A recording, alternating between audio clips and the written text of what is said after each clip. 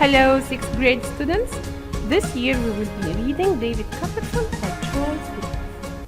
David Copperfield is his greatest book.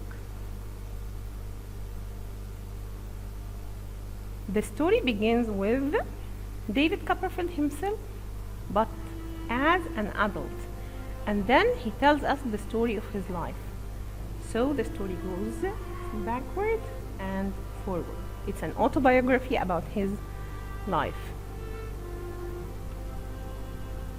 In the introduction, we are reading some notes about David Copperfield as a story, then the society at that age, problems in Dickens' society. Then we read something about the similar points between David and Dickens himself. Then women, how they were treated in the English society at that time, how were children treated at that time, and at the end, the aim of Dickens writing this novel. Then we will move to chapter 1, My Early Days. In this chapter, you're going to analyze characters through their description, make inferences, give evidence, analyze Betsy's opinion of women and marriage. We're going to skim and scan and read for a purpose, identify the cause and effect, comparing, contrasting between Clara and Betsy.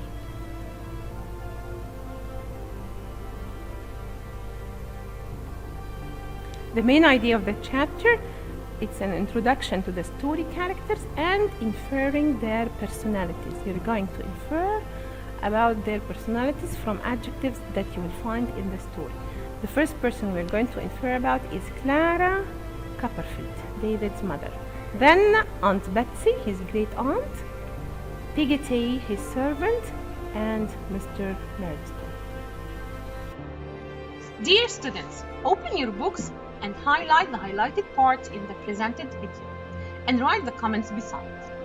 As we mentioned before, David Copperfield is an autobiography. Do you remember? What does it mean? Yes, David is telling the story of his life. The story opens with David as an adult writing a book about his life, and so the story goes backward and forward. Look at page 7, the first paragraph, and see how he said that. In the second paragraph, we highlight the information we got about David, that he was an orphan. His father died before he was born.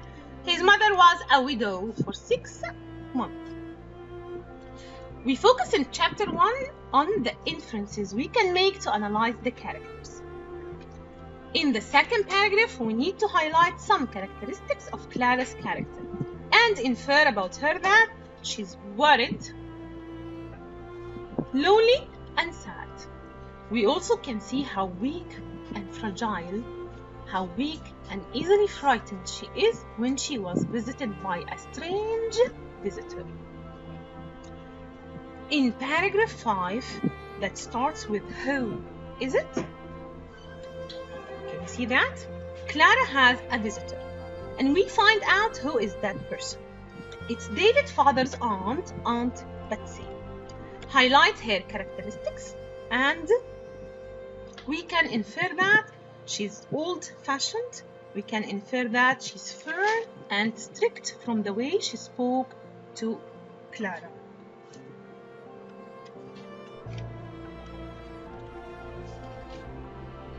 On page 8, we are still highlighting more evidence to prove that Clara is a weak character and the cruelty of Aunt Betsy. That is clear in the highlighted lines. Highlight them, please, and write the comments beside. Moving to page 9, we can see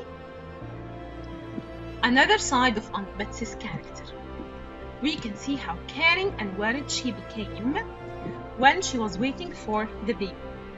Then in the last paragraph of the page, we have another evidence that helps us to infer that Aunt Betsy is a stubborn, aggressive, and rude person. We noticed how she hated boys, and this will continue with us to page 10. In the second paragraph of page 10, David starts to talk about his early memories, highlight the way he lived happily with his mom and Peggy.